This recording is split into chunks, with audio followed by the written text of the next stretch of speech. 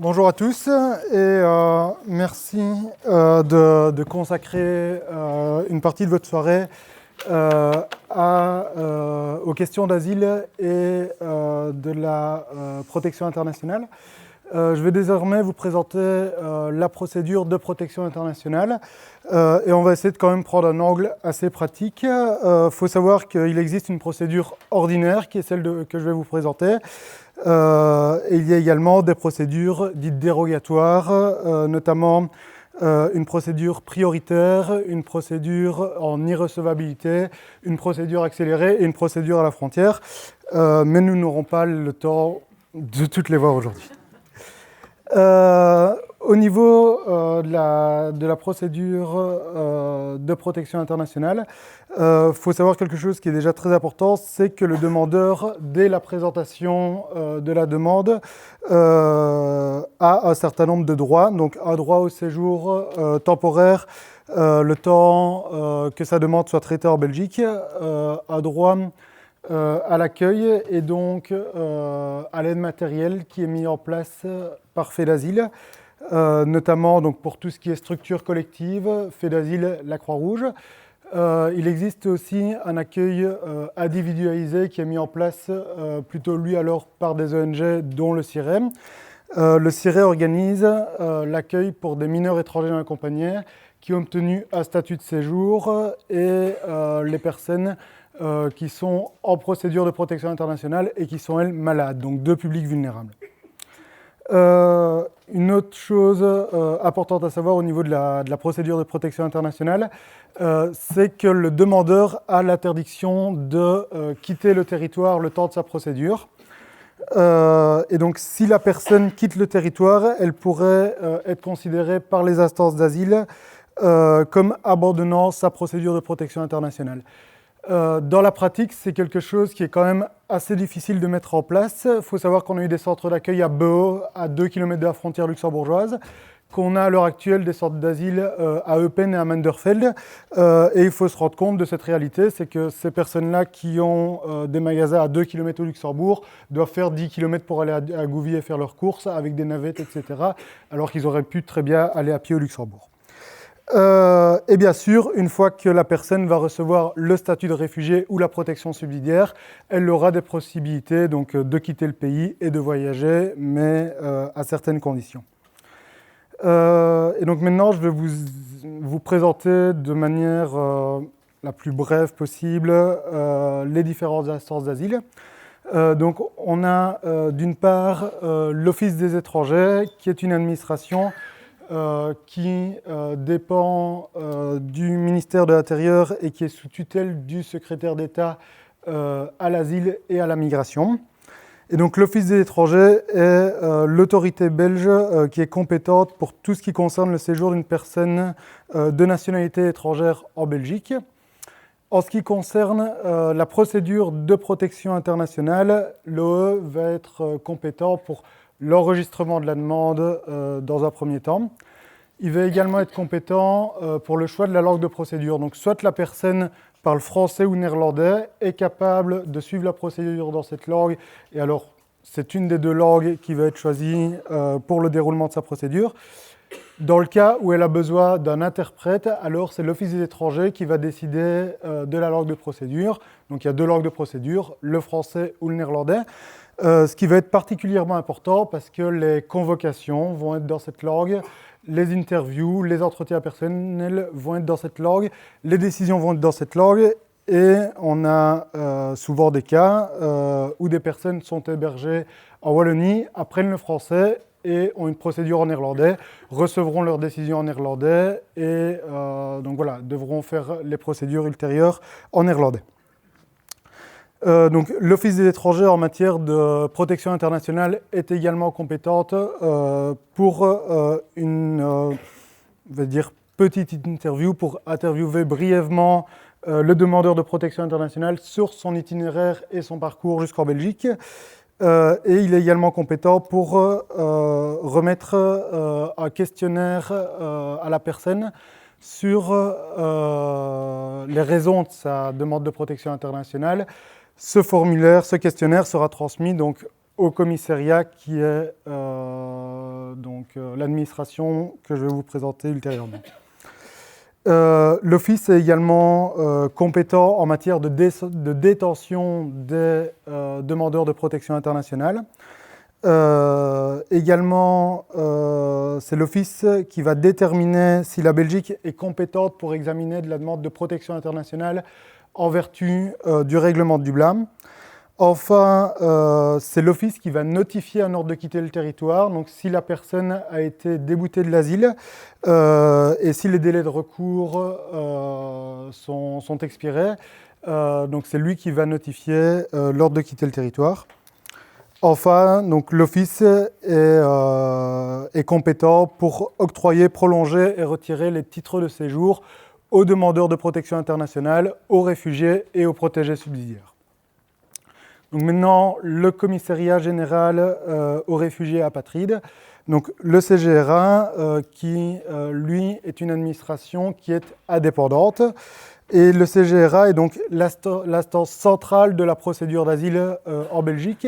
Et c'est le CGRA qui va instruire la procédure d'asile et qui va travailler sur le fond de la procédure d'asile avec le demandeur, donc qui va vraiment s'interroger, se questionner sur les raisons de l'asile et qui va travailler en profondeur sur cette demande, sur ces raisons sont-elles fondées, etc. C'est également le CGRA qui va prendre une décision sur la procédure d'asile qui va accorder ou non l'asile à une personne en Belgique. Donc, nous avons également le Conseil du contentieux des étrangers, mais qui va nous être présenté d'ici peu. Donc, je vais laisser l'intervenant suivant vous le présenter. Et enfin, donc, le Conseil d'État, qui, lui, est la juridiction administrative de cassation contre un arrêt rendu par le Conseil du contentieux des étrangers. Pour en venir à l'introduction et l'enregistrement de la demande de protection internationale, il faut savoir que depuis l'année dernière, l'introduction de la demande de protection internationale est divisée en 3 phases distinctes. Donc, d'une part, la personne va se présenter, faire la présentation de sa demande. Sa demande va être enregistrée et puis dans un second temps, il va y avoir l'introduction effective de sa demande. Donc la présentation de la demande de protection internationale, elle doit se faire dans les 8 jours ouvrables si on a une personne qui est arrivée de manière irrégulière sur le territoire. Et donc en Belgique, ça va se faire notamment auprès de l'Office des étrangers, également des autorités chargées du contrôle des frontières, mais aussi de la police et de la direction des centres fermés ou des prisons. Et donc, dès que la personne a présenté sa demande, elle reçoit un accès à l'aide matérielle et à l'accueil. Donc, dès qu'une personne présente sa demande, elle a droit à être accueillie. La deuxième phase, c'est l'enregistrement. Donc, on a des délais pour l'enregistrement. Il faut savoir que dans la pratique, à l'heure actuelle, l'enregistrement se fait en même temps que l'introduction si la demande se fait à l'Office des étrangers. Donc, la personne arrive, de la présentation. La personne arrive, présente sa demande et elle est enregistrée. Donc, l'enregistrement, on est sur une identification de la personne. Donc, un entretien pour justement identifier la personne. C'est à ce moment-là que les empreintes de la personne vont être prises et que la personne va remettre ses documents d'identité, si elle en dispose, ses documents prouvant de sa nationalité. Il faut savoir que les documents qu'elle va remettre à l'Office des étrangers va les garder jusqu'à la fin de la procédure. Et notamment si elle obtient le statut de réfugié, elle ne pourra pas récupérer ces documents. Enfin, nous avons donc l'introduction effective de la demande. Et donc, à l'heure actuelle, donc, l'introduction effective doit se faire dans les 30 jours. Au mois de janvier, on était sur un délai de 14 jours pour l'introduction. Il faut aussi différencier les familles et les demandeurs adultes des MENA, car un MENA, pour pouvoir introduire sa demande de protection internationale, va avoir besoin qu'on lui désigne un tuteur. Donc le service des tutelles va lui désigner son tuteur et le tuteur sera contacté par l'Office des étrangers pour mettre en œuvre un rendez-vous, mais ça peut durer plusieurs semaines, voire plusieurs mois, le temps qu'on ait l'interprète et que l'agenda du tuteur se mette correctement. Donc, au niveau de l'introduction de la demande, l'Office des étrangers va délivrer une annexe 26 ou une annexe 26 Kinkies si on est sur une demande ultérieure à l'étranger. C'est à ce moment-là que le choix de la langue de procédure va être fait. Il va y avoir une petite interview du demandeur sur son parcours jusqu'en Belgique et on va lui demander de remplir, ou alors, s'il n'est pas capable, l'aider à remplir un questionnaire à destination du CGRA sur les raisons de sa demande. Également, c'est à ce moment-là que l'Office des étrangers va déterminer si la Belgique est l'État responsable au niveau du règlement de Dublin. Et il va être possible que, si c'est un cas Dublin, la personne soit réinvitée à une interview qui sera alors une interview Dublin. Donc maintenant, la procédure au niveau du CGRA, donc vraiment sur le fond. Pour cette procédure, il est vivement conseillé que le demandeur ait d'abord consulté un avocat et travaillé sur son récit d'exil avec des assistants sociaux au sein des centres, avec un service juridique et donc ait présenté et préparé un maximum son entretien personnel avec un avocat. Et donc, le type de procédure, donc je vous ai présenté les différents types de procédures brièvement, va avoir une influence sur justement les délais de traitement de la procédure par le CGRA. Et donc, c'est au niveau de l'entretien personnel que l'officier de protection va revenir sur le questionnaire que l'Office des étrangers lui a transmis et va aller donc en profondeur sur les craintes de la personne par rapport aux possibles persécutions. Et donc, on est sur un entretien personnel qui, là, va durer plusieurs heures, généralement une matinée. Les personnes peuvent être reconvoquées pour être vues une deuxième fois. Donc, c'est beaucoup plus long que la petite interview de l'OE. Donc, les personnes qui peuvent être présentes avec le demandeur, ça va être l'avocat, les personnes de confiance et, si c'est un MENA, le tuteur. Donc, le tuteur qui doit être obligatoirement présent si c'est un MENA. Pour les personnes de confiance, tout le monde ne peut pas accompagner le demandeur. Donc, les personnes de confiance sont des personnes qui, du fait de leur profession, sont spécialisées dans l'assistance aux personnes ou dans le droit des étrangers. Et les bénévoles d'une organisation qui se consacre à l'assistance aux personnes et au droit des étrangers ne peuvent pas être prises comme personnes de confiance. Donc, on va vraiment être sur un psychologue, une juriste, donc quelqu'un dont la profession est l'accompagnement justement du demandeur. Comme ça a été mentionné précédemment, donc la charge de la preuve repose essentiellement sur le demandeur de protection internationale. Et donc le demandeur doit présenter aussi rapidement que possible tous les éléments nécessaires pour étayer sa demande. Mais le problème, c'est qu'en matière d'asile, les personnes vont rarement avoir des documents de preuve, que ce soit sur leur nationalité, que ce soit sur les craintes. Donc, ça va être très difficile d'apporter des preuves matérielles pour appuyer leur récit d'exil. Et donc, le CGRA attend du demandeur qu'il coopère activement en fournissant des déclarations et des pièces justificatives, notamment sur leur identité, leur nationalité, les pays dans lesquels ils ont séjourné. Donc, en principe, et on est sur un délai d'ordre, le CGRA doit prendre une décision dans les 6 mois.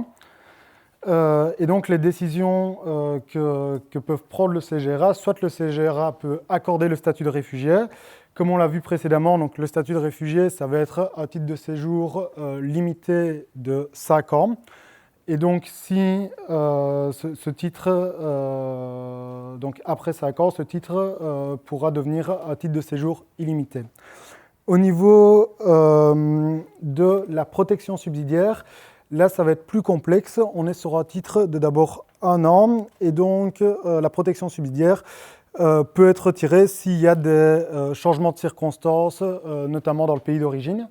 Après ça, on va être sur un titre de 2 ans, encore un titre de 2 ans, et puis enfin un séjour illimité. Et donc, enfin, le CGRA peut prendre une décision négative. Donc, d'une part, si le demandeur ne lui semble pas crédible, également si la demande donc, ne remplit pas les conditions d'octroi du statut de réfugié ou de protégé subsidiaire. Donc il y a également la possibilité d'une alternative de fuite à terme dans le pays d'origine. Donc, comme on l'a mentionné précédemment, c'est la possibilité que dans son pays, le demandeur se déplace de quelques kilomètres, quelques centaines de kilomètres, et arrive sur une zone sûre où il ne serait pas alors persécuté. Et enfin, il peut y avoir un refus car le demandeur constitue un danger pour la société. Et donc, si il y a un refus et que les recours n'aboutissent pas, le demandeur pourrait se voir notifier donc, un ordre de quitter le territoire qui lui demanderait justement de quitter le territoire belge. Je vais vite revenir en exactement 3 minutes 40 sur la réforme récente justement de la procédure d'asile. Et donc, on a eu la publication au ministère belge au mois de mars des lois qu'on a appelées les lois Mammouth, qui sont une modification de 70 articles et donc qui sont également une transposition de certaines directives européennes. Ce qui est important de constater, c'est qu'à l'heure actuelle, les arrêtés royaux d'exécution n'ont pas encore été publiés. Et donc le fil rouge de ces lois Mammouth, c'est que les demandeurs d'asile sont des fraudeurs ou des abuseurs, et donc elles ont pour objectifs principaux de dissuader l'introduction d'une demande non sincère. Et donc elles vont faire cela en mettant en place des types de procédures spécifiques, et donc en mettant également des difficultés ou des barrières à une demande d'asile ultérieure, et enfin par la mise en place de nouvelles pratiques, notamment comme vous pouvez le voir ici, les objets du demandeur peuvent dorénavant être fouillés, et donc l'officier de protection du CGRA peut demander au demandeur d'ouvrir son téléphone, d'aller sur sa page Facebook, de montrer ses messages. C'est quelque chose que pour le moment le CGRA ne fait pas encore en pratique, mais donc maintenant ils ont la possibilité de le faire. Il y a toutefois certaines avancées, notamment l'extension de la liste des personnes vulnérables. La prise en compte des besoins procéduraux spécifiques, donc une personne qui aurait besoin, en fonction de son vécu, d'être entendue par un officier de protection du même sexe, une personne qui aurait des problèmes pour se déplacer ou qui aurait besoin de la mise en place de certaines conditions. Et enfin, les mineurs peuvent désormais être entendus. Et donc, même dans le cadre d'une demande d'asile faite par les parents, le mineur a la possibilité de demander à être entendu. Donc, il y a un changement de terminologie dans la loi. Donc, on n'est plus sur une demande d'asile, mais une demande de protection internationale. L'audition devant le CGRA est désormais un entretien personnel. Donc, les demandes multiples deviennent des demandes ultérieures. Et donc, voilà. L'introduction des notions de présentation, enregistrement, introduction de la demande de protection internationale. Donc les 3 phases que nous avons vues précédemment. Et enfin, l'introduction des procédures accélérées. Pour tout ce qui est questions, donc on va avoir une séance de questions-réponses à la fin, mais je vous invite fortement à consulter le site du CIREM. Mais également prochainement, on va avoir un guide pratique de la procédure de protection internationale en Belgique qui va être mis en ligne. C'est vraiment un guide très détaillé qui fait 150 pages et donc où vous allez pouvoir retrouver un maximum de réponses à vos questions et être éclairé justement sur cette procédure. Voilà, je vous remercie de votre attention.